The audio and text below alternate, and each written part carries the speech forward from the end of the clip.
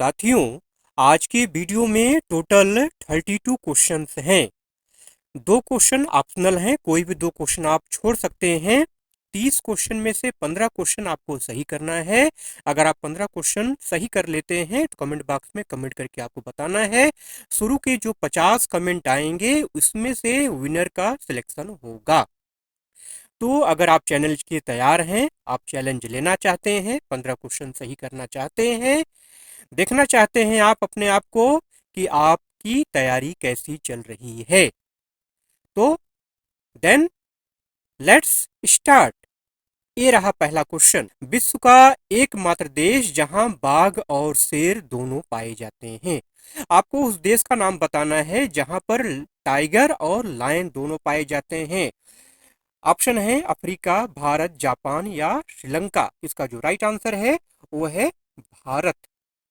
ठीक है, भारत हमारा एकमात्र ऐसा देश है जहां पर जो है लायन और टाइगर दोनों पाए जाते हैं। ठीक है, विश्व में ऐसा कोई भी देश नहीं है जहां पर टाइगर और लायन दोनों पाए जाते हैं। ठीक है, अगला प्रश्न है कि निम्न में से किसे धान का कटोरा कहा जाता है। मध्य प्रदेश, उत्तर प्रदेश, बिहार या छत्तीसगढ़। इसका जो राइट आंसर है वो है छत्तीसगढ़।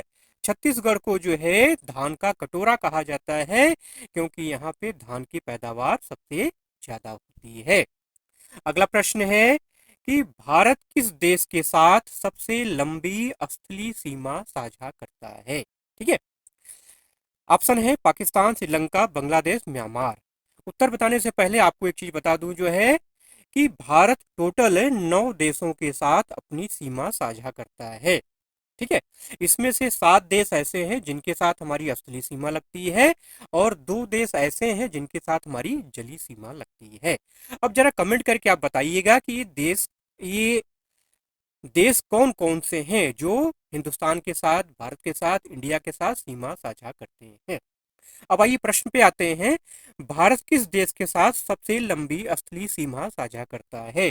तो बांग्लादेश, बांग्लादेश इसका राइट आंसर है। बांग्लादेश के साथ हमारी टोटल जो है 4096 किलोमीटर की सीमा लगती है। ठीक है, बांग्लादेश के साथ है 4096 किलोमीटर की सीमा लगती है। ठीक है, अगला प्रश्न है कि वर्ष 1947 में जब भारत आजाद हुआ तो उस समय भारत की साक्षरता दर कितनी थी। जो भी क्वेश्चंस मैंने आज लिए हैं सिलेक्टेड क्वेश्चंस हैं और ये ऐसे क्वेश्चन हैं जो कि एसएससी हो चाहे आर्मी हो। ठीक है, एसएससी का कोई भी टाइप हो, चाहे जीडी हो, सीएचएसएल हो, सीजीएल हो, ठीक है, एमटीएस हो, हर एग्जाम में इस टाइप से क्वेश्चन आते ही आते हैं। ठीक है, ठीक, तो वर्ष 1947 में जब भारत आजाद हुआ तो उसमें भारत की साक्षरता दर कितनी थी। तो 75%, 50%, 25% या 12%। तो मात्र 12%, उसमें भारत की साक्षरता दर कितनी थी, मात्र 12%। 12% इसका राइट आंसर है। अगला प्रश्न है कि भारत का कौन सा शहर अंतरिक्ष का शहर कहलाता है, स्पेस सिटी कहलाता है। ठीक है, एक वर्ड यहाँ पे और जोड़ देते हैं, इलेक्ट्रॉनिक का शहर। ठीक है, हैदराबाद, बेंगलुरु, कोलकाता या मद्रास, कौन सा शहर है वो है बेंगलुरु। बेंगलुरु को जो है अंतरिक्ष का शहर कहा जाता है। अरे मेरे भाई, बेंगलुरु में ही तो आपका इसरो है, ISRO, इसरो ना, बेंगलुरु में ही तो इसरो है जो कि सैटेलाइट लॉन्च करता है। अब जरा कमेंट करके आप बताइएगा कि इसरो का फुल फॉर्म क्या होता है। कई बार एग्जाम में पूछा जाता है, बहुत हार्ड क्वेश्चन है। ठीक है, इसरो से संबंधित क्वेश्चन निश्चित तौर पे आते हैं, कमेंट करके जरूर बताइएगा। अगला प्रश्न है, निम्न में से कौन भारत का हाईटेक शहर है। बेंगलुरु, हैदराबाद, लखनऊ, दिल्ली। आप में से बहुत सारे लोग बेंगलुरु पे टिक करके चले आएंगे, लेकिन बेंगलुरु क्या है, स्पेस सिटी है। हाईटेक सिटी की अगर बात होगी तो हैदराबाद, हैदराबाद इसका राइट आंसर है। ठीक है, अगला प्रश्न है कि भारत के किस राज्य की अंतरराष्ट्रीय सीमा 3 देशों चीन, नेपाल और भूटान के साथ लगती है। मतलब भारत का वो कौन सा राज्य है, कौन सा स्टेट है जिसकी जो अंतर्राष्ट्रीय सीमा है वो चीन, नेपाल और भूटान तीनों के साथ लगती है। तो इसका जो राइट आंसर है वो है सिक्किम। सिक्किम इसका राइट आंसर है। सिक्किम की जो है जो सीमा है वो चीन, नेपाल और भूटान तीनों के साथ लगती है। ठीक है, अगला प्रश्न है, निम्नलिखित में से किसे भारत में सार्वजनिक धन का संरक्षक या the guardian of public purse के रूप में जाना जाता है? सार्वजनिक धन का संरक्षक या the guardian of public purse. ठीक है, तो इसका जो राइट आंसर है वो है नियंत्रक एवं महालेखा परीक्षक। भारत के नियंत्रक एवं महालेखा परीक्षक, जिसको आप कैग कहते हैं, CAG, कैग। अच्छा, कैग का संबंध किस अनुच्छेद से है? ये भी हॉट क्वेश्चन है, बार बार पूछा जाता है।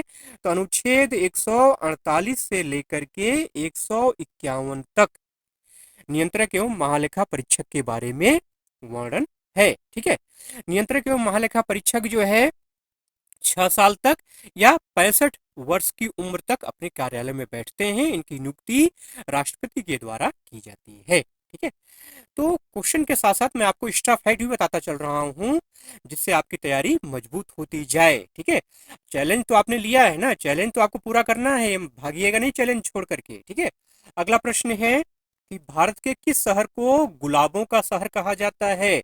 अब देखिए यहाँ पर गुलाबों और गुलाबी में कंफ्यूज मत हो जाना मेरे भाई। गुलाबों सुन करके कई लोग जयपुर पे टिक करके चले आएंगे। गुलाबों, जयपुर, जयपुर क्या है? गुलाबी शहर है। गुलाबी शहर जयपुर को कहते हैं। गुलाबों का शहर कौन है? रोज सिटी किसे कहते हैं? तो चंडीगढ़ को कहा जाता है। चंडीगढ़ क्या है आपका? रोज सिटी है, गुलाबों का शहर है। अब प्रश्न आई तो एक बात मेरे ध्यान में आ गई। अभी कल RWA का जो है, मतलब रोजगार अंकित जो चैनल है, उसका कम्युनिटी पोस्ट मेरे निगाह के सामने आया जो है। कम्युनिटी पोस्ट क्या था, थोड़ा जान लीजिए। कम्युनिटी पोस्ट ये था कि निम्न में से किसके काटने से रेबीज नहीं होता है? ठीक है, निम्न में से किसके काटने से रेबीज नहीं होता? ऑप्शन में कुत्ता था, बंदर था, बिल्ली था और मधुमक्खी थी। 4 ऑप्शन दिए हुए थे। जानते हैं मैक्सिमम लोगों ने किस पे टिक किया था? कुत्ते पे टिक किया था कि कुत्ता काटने से रेबीज नहीं होता है। मैंने जब कम्युनिटी पोस्ट पे आंसर किया था उनका जो है, तो उस समय 80% लोगों ने डॉग पे क्या किया था? टिक मार चुके थे। मतलब है आंख बंद करके लोग क्वेश्चन को पढ़ रहे हैं। लोग क्या पढ़ रहे हैं? नहीं को छोड़ दिया लोगों ने, नहीं को लोगों ने छोड़ दिया। क्या पढ़ा? किसके काटने से रेबीज होता है। ठीक है, नहीं भूल गए, आंख बंद करके पढ़ रहे हैं। तो ऐसा नहीं करना मेरे भाई, ऐसा नहीं करना है। गुलाबों का शहर, गुलाबी शहर, ठीक है, तो गुलाबों का शहर किसको कहते हैं? चंडीगढ़ को कहते हैं। और गुलाबी शहर किसको कहा जाता है? जयपुर को कहा जाता है। ठीक, अगला प्रश्न, भारत का प्रवेश द्वार किसे कहा जाता है? Kolkata, Gateway of India, Delhi, India Gate. ठीक है, क्वेश्चन जो थोड़ा सा मैंने बदल दिया है, आपको जो क्वेश्चन एग्जाम में मिलता है वहां पे मुंबई दिया रहता है। मुंबई को भारत का प्रवेश द्वार कहा जाता है। अब ये बताइए कि मुंबई में गेटवे ऑफ इंडिया है कि इंडिया गेट है? मुंबई में गेटवे ऑफ इंडिया है। इंडिया गेट तो दिल्ली में है ना भाई। तो भारत का प्रवेश द्वार किसे कहेंगे? गेटवे ऑफ इंडिया को, जो कि क्या है? मुंबई में है। अगर मुंबई ऑप्शन में है तो आप मुंबई टिक करना, नहीं तो किस पे टिक करेंगे? गेटवे ऑफ इंडिया पे टिक करेंगे। ठीक है, अगला प्रश्न है कि निम्न में से किस अवतार का संबंध शाक्य वंश से था? ठीक है, अभी देखिए आपका SSC GD का जो एग्जाम हुआ था, ठीक है, एनालिसिस करवाते हैं हम लोग जो है। ठीक है, SSC के जो भी एग्जाम होते हैं हर एग्जाम का एनालिसिस हम करवाते हैं। चैनल पे जाके वीडियो आप देख सकते हैं। ठीक है, तो महात्मा बुद्ध से संबंधित क्वेश्चन कई बार आया था। ठीक है, तो निम्न में से किस अवतार का संबंध शाक्य वंश से था? भगवान राम, महावीर, भगवान महावीर, गौतम बुद्ध या गुरु नानक देव? ठीक है, तो इसका जो राइट आंसर है वो हिंट तो मैंने आपको दे दिया ना, गौतम बुद्ध। गौतम बुद्ध का संबंध किससे था? शाक्य वंश से था। अच्छा, भगवान राम का संबंध किस वंश से है? जरा टिक कमेंट बॉक्स में कमेंट करके बताइएगा, भगवान राम का संबंध किस वंश से था? अगला प्रश्न है किस वंश से है। ठीक है, अगला प्रश्न है कि भारत को इंडिया कह करके सबसे पहले किसने संबोधित किया? यूनानियों ने, रोमन ने, अरबों ने या अंग्रेजों ने? बहुत सारे लोग क्या करेंगे, अंग्रेजों, ब्रिटिश टिक करके चले जाएंगे, लेकिन इसका जो राइट आंसर है वो है यूनानियों ने। यूनानियों ने सबसे पहले भारत को इंडिया कह करके संबोधित किया था। अगला प्रश्न है, चंद्रमा के दक्षिणी ध्रुव पर पहुंचने वाला पहला देश कौन बना है? अमेरिका, रूस, चीन या भारत? इसका जो राइट आंसर है वो है भारत। ठीक है, रूस से पहला देश बन सकता था। ठीक है, हमारा जब लॉन्च हुआ था, लॉन्च हो गया था हमारा जो है, तो लॉन्च होने के बाद रसिया ने भी अपना छोड़ दिया था। ठीक है, और काफी स्पीड करा, रसिया का स्पेस क्राफ्ट ऊपर जा रहा था। रसिया का लक्ष्य था कि हम इंडिया से पहले लैंड कर जाएंगे चांद पर, लेकिन उनका स्पेस क्राफ्ट क्या हुआ, क्रैश कर गया, वो नहीं पहुंच पाए। और भारत सफलतापूर्वक चंद्रमा के दक्षिणी ध्रुव पर क्या किया, लैंड कर गया। ठीक है, चलिए आगे चलते हैं। तो इसका राइट आंसर क्या हो गया, भारत। काउंट करते जाइएगा आप कितने प्रश्न सही कर रहे हैं। ठीक है, गलत मैसेज मत करिएगा मेरे भाई। ठीक है, अगला प्रश्न है कि हिमाद्री जो कि भारत का एक अस्थाई अनुसंधान केंद्र है, कहाँ स्थित है? अंटार्कटिका में, हिमालय में, नॉर्वे में या हिंद महासागर में? इसका जो राइट आंसर है वो है नॉर्वे में। नॉर्वे इसका राइट आंसर है। ठीक है, नॉर्वे एक देश है जहां पर हिमाद्री नाम का क्या है, अनुसंधान केंद्र स्थित है। हिमाद्री शब्द सुन करके बहुत सारे लोग क्या करेंगे, हिमालय पे टिक मार करके चले आएंगे। ठीक है, तो नॉर्वे में जो है आर्कटिक है, आर्कटिक में जो है हिमाद्री अनुसंधान केंद्र बना हुआ है। ठीक है, अच्छा यहाँ पर अंटार्कटिका एक शब्द आया, अंटार्कटिका में भी हमारा अस्थाई अनुसंधान केंद्र है। ठीक है, उसका नाम क्या है, दक्षिण गंगोत्री और मैत्री। ठीक है, अगला प्रश्न है कि निम्न में से किसे मसालों का बगीचा कहा जाता है? तो मसालों का बगीचा कहते हैं केरल को, केरल इसका राइट आंसर है। ठीक है, अगला प्रश्न है कि निम्न में से किसे किसे किसे एशियाई शेरों का घर कहा जाता है? निम्न में से किसे एशियाई शेरों का घर कहा जाता है? ठीक है, एशियाटिक लायन, एशियाटिक लायन कहाँ पाए जाते हैं? भारत, श्रीलंका, बांग्लादेश, नेपाल कहाँ पाए जाते हैं? केवल भारत में पाए जाते हैं। और भारत में भी केवल कहाँ पाए जाते हैं? गिरबन राष्ट्रीय उद्यान। गिरबन राष्ट्रीय उद्यान कहाँ है मेरे भाई? गिरबन राष्ट्रीय उद्यान कहाँ है? ये गुजरात में है। केवल गुजरात के गिरबन राष्ट्रीय उद्यान में जो है एशियाटिक लायन पाए जाते हैं। ठीक है, अगला प्रश्न है, निम्न में से कौन सा देश भारत के साथ जल सीमा साझा करता है? ठीक है, अभी आपसे ऊपर मैंने असली सीमा के बारे में बात किया था, जल सीमा के बारे में बात कर लेते हैं। ऑप्शन है बांग्लादेश, मालदीव, चीन या पाकिस्तान। इसका जो राइट आंसर है वो है मालदीव। मालदीव जो है भारत के साथ जल सीमा साझा करता है। भारत के साथ दो देश, कौन कौन?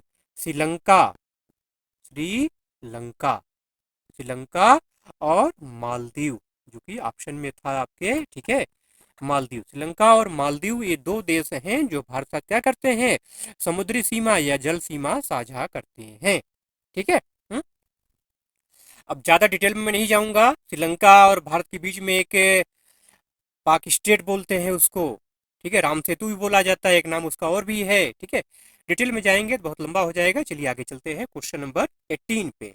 निम्नलिखित में से कौन सा राज्य समुद्र तट के किनारे नहीं स्थित है? ध्यान दीजिएगा, यहाँ पे नहीं वर्ड आया है, नहीं स्थित है, नहीं तो वही हाल होगा जो RWA का कमेंट का हुआ था। ठीक है, नहीं स्थित है। तो महाराष्ट्र, कर्नाटक, गुजरात ये तीनों क्या है, समुद्र तट के किनारे स्थित है। लेकिन असम, असम क्या है, समुद्र तट के किनारे स्थित नहीं है। जरा कमेंट करके बताइएगा कि समुद्र तट के किनारे भारत के कितने राज्य स्थित हैं, नाम भी जरूर लिखिएगा। अगला प्रश्न है, दुनिया की दूसरी सबसे लंबी दीवार भारत के किस जिले से संबंधित है? ठीक है, पहली दीवार कौन सी है, दुनिया की पहली सबसे लंबी दीवार? China, great wall of China आप जानते ही हैं। तो दूसरी सबसे लंबी दीवार कहाँ है? भारत हिंद मैंने दे ही दिया है। भारत किस किले से संबंधित है, किस राज्य से संबंधित है? तो इसका जो राइट आंसर है वो है कुंभलगढ़ किला। कुंभलगढ़ किला कहाँ है ये राजस्थान में है। कहाँ है ये राजस्थान में है। 35 किलोमीटर लंबी दीवार है, ध्यान रखिएगा। इस दीवार की लंबाई कितनी है? 35 किलोमीटर है। चाइना वाल के बाद इसका सेकंड नंबर आता है। अगला प्रश्न है कि भारत का संविधान किसके द्वारा हस्तलिखित है। अब संविधान के ऊपर एक बात ध्यान आई, पिछला वीडियो जो मैंने अपलोड किया था संविधान के ऊपर अपलोड किया था, लगभग 150 लोगों ने वीडियो को वॉच किया। जानते हैं कितने लोगों ने सब्सक्राइब किया है? मात्र 5 लोगों ने, मात्र 5 लोगों ने सब्सक्राइब किया है। जबकि मैंने रिक्वेस्ट किया था भाई मेरे मात्र 250 सब्सक्राइबर की और मुझे ज़रूरत है। अगर आप 250 लोग सब्सक्राइब कर दें जो है तो 1000 सब्सक्राइबर मेरे कंप्लीट हो जाएंगे। 150 लोगों ने जो है वीडियो को देखा है, थोड़ा बहुत नहीं, ऐसा नहीं कि क्लिक मतलब टिक करके क्लिक करके चले गए हों। अच्छा खासा वॉच टाइम मिला है, 50% से ज़्यादा वॉच टाइम मिला है वीडियो पर। लेकिन सब्सक्राइब कितने लोगों ने किया है? मात्र 5 लोगों ने। पता नहीं कितना नेगेटिव एनर्जी भरा हुआ है लोगों के अंदर, मुझे समझ में नहीं आती बात जो है, कितनी नेगेटिव एनर्जी लोगों के अंदर भरी हुई है। आप मेरे पैर पे कुल्हाड़ी मार रहे हैं या अपने पैर पे कुल्हाड़ी मार रहे हैं? जितनी नेगेटिव एनर्जी आपके अंदर भरी रहेगी ये नुकसानदेह आपके लिए ही होगा। चैनल मेरा आज नहीं कल तो 1000 सब्सक्राइबर कंप्लीट हो ही जाएंगे मेरे भाई, लेकिन जो आपके अंदर नेगेटिव एनर्जी भरी हुई है उसको दूर करिए, रिक्वेस्ट है मेरा। भारत का संविधान किसके द्वारा हस्तलिखित है? वो वीडियो अगर नहीं देखा है आपने तो देख लीजिएगा। फिर से एक बार रिक्वेस्ट कर दे रहा हूँ आपसे जो है, वीडियो देखिएगा तो सब्सक्राइब जरूर से करिएगा, चैनल को सब्सक्राइब करके रखिए, ठीक है। ये आपके ही फायदे की बात है, सब्सक्राइब करने में कोई पैसा नहीं लगता है। लेकिन नेगेटिव एनर्जी भरी हुई है आपके अंदर, सब्सक्राइब कर लेंगे पता नहीं क्या हो जाएगा मेरा। हुँ? आपके फायदे के लिए बोला जाता है ना। सब्सक्राइब किए रहेंगे, नोटिफिकेशन ऑन किए रहेंगे तो वीडियो, कोई भी अच्छा वीडियो आएगा, वीडियो देखना ना देखना ये तो आपका राइट है। वीडियो देखना ना देखना ये आपका राइट है, ठीक है। लेकिन कोई भी अच्छा वीडियो अगर आएगा, चैनल सब्सक्राइब करना भी आपका, सब्सक्राइब करना ना करना भी आपका राइट है। लेकिन यहाँ बात ये आती है, अगर सब्सक्राइब कर रखेंगे, कोई भी अच्छा वीडियो आएगा, आपके काम का वीडियो आएगा, तो आपको सूचना तो मिल जाएगी, पता तो चलेगा कि हाँ वीडियो आया है। इसलिए मेरे भाई सब्सक्राइब करके लीजिए, चैनल को सब्सक्राइब कर लीजिए, ठीक है। भारत का संविधान किसके द्वारा हस्तलिखित है? प्रेम बिहारी नारायण राय जादा इसका राइट आंसर है, प्रेम बिहारी नारायण राय जादा। अगला प्रश्न है कि हमारी जनगणना हमारा भविष्य किस वर्ष की जनगणना से संबंधित नारा है? जनगणना के ऊपर क्वेश्चन निश्चित तौर पे हर एग्जाम में आते हैं, तो इसका जो राइट आंसर है वो है 2011। 2011 की जो जनगणना थी ये भारत की 15वीं जनगणना थी। कौन सी जनगणना थी? 15वीं जनगणना थी। इसका जो नारा था, हमारी जनगणना हमारा भविष्य। अगला प्रश्न है कि भरत जिनके नाम पर देश का नाम भारत पड़ा, उनका उल्लेख किस महाकाव्य में मिलता है? रामायण, महाभारत, गीता या उपनिषद? तो महाभारत इसका राइट आंसर है। भरत के बारे में, सम्राट भरत के बारे में, राजा भारत के बारे में महाभारत में उल्लेख मिलता है, ठीक है। भर, भरत, राजा भरत के बारे में, ठीक है। इन्हीं के नाम पे भारत है, देश का नाम भारत रखा गया है, जिसका संविधान में उल्लेख है, ठीक है, अनुच्छेद 1 में। अगला प्रश्न है कि गंगा को राष्ट्रीय नदी कब घोषित किया गया? इसका जो राइट आंसर है वो है 2008 में। गंगा को राष्ट्रीय नदी 2008 में घोषित किया गया। अगला प्रश्न है कि भारत की सबसे छोटी नदी अरवरी किस राज्य में बहती है? सबसे बड़ी नदी कौन सी है? गंगा। कौन सी नदी है? गंगा सबसे बड़ी नदी, ठीक है। गंगा हमारी राष्ट्रीय नदी भी है, ठीक है, अभी ऊपर मैंने बताया।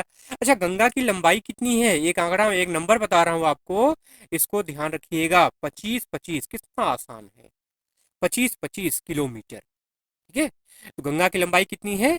2525 किलोमीटर, भारत की सबसे लंबी नदी है, ठीक है।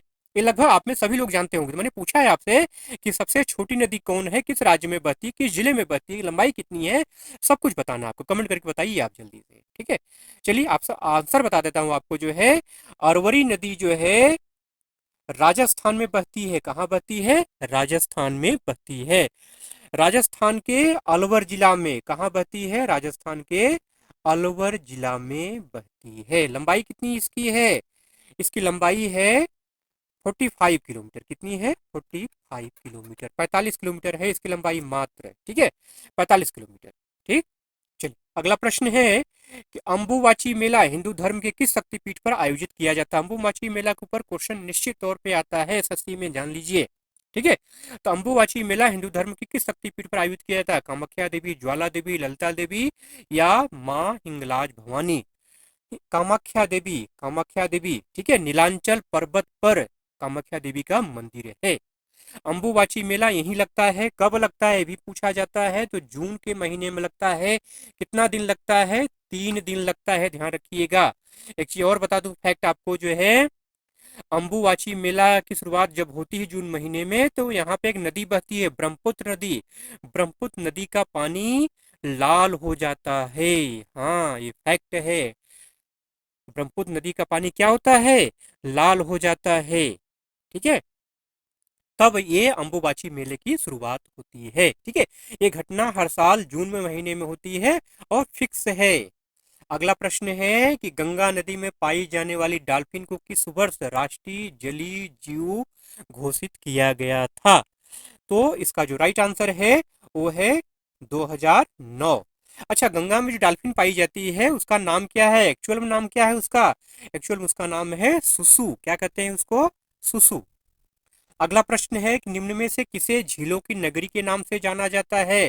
तो झीलों की नगरी किसे कहते हैं? उदयपुर को कहते हैं। किसको कहते हैं? उदयपुर को। अच्छा, यहाँ पे एक वर्ड आया है कन्नौज। कन्नौज उत्तर प्रदेश में पड़ता है। इसे किस नाम से जानते हैं? कमेंट करके जरा बताइएगा। ठीक है, अगर आप पीपीपी की तैयारी आप कर रहे हैं जरा कमेंट करके बताइएगा कि कन्नौज को किस नाम से जाना जाता है। अगला प्रश्न है, शिव शक्ति पॉइंट कहाँ स्थित है? शिव शक्ति पॉइंट चंद्रमा के दक्षिणी ध्रुव पर स्थित है। कमेंट करके जरा बताइएगा कि चंद्रमा के दक्षिणी ध्रुव पर शिव शक्ति पॉइंट जो नामकरण है किसने किया? ठीक है, चलिए अगला प्रश्न है कि भारत में खेल जगत का सर्वोच्च सम्मान कौन सा है? तो भारत में खेल जगत का जो सर्वोच्च सम्मान है वो है मेजर ध्यानचंद खेल रत्न पुरस्कार, जिसको पहले राजीव गांधी खेल रत्न पुरस्कार के नाम से जानते थे। ठीक है। अच्छा, भारत का सर्वोच्च पुरस्कार कौन है? सर्वोच्च नागरिक पुरस्कार कौन सा है? वो है भारत रत्न। अगला प्रश्न है कि अंडमान निकोबार द्वीप समूह कहाँ स्थित है?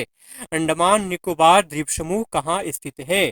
बंगाल की खाड़ी में स्थित है। अंडमान निकोबार द्वीप समूह कहाँ स्थित है? बंगाल की खाड़ी में स्थित है। ठीक है। अगला प्रश्न है, निम्न में से कौन स्वतंत्र भारत में जन्म लेने वाला पहला राष्ट्रपति है? स्वतंत्र भारत में जन्म पहला राष्ट्रपति तभी जानते हैं, लेकिन स्वतंत्र भारत में जन्म लेने वाला पहला राष्ट्रपति कौन है? द्रौपदी मुर्मू। आपसे एक प्रश्न यहाँ भी पूछा जाता है, हार्ड क्वेश्चन पूछा जाता है कि भारत का पहला आदिवासी राष्ट्रपति कौन है? तो द्रौपदी मुर्मू है। ठीक है। भारत की पहली महिला राष्ट्रपति कौन है? प्रतिभा पाटिल हैं। ठीक है।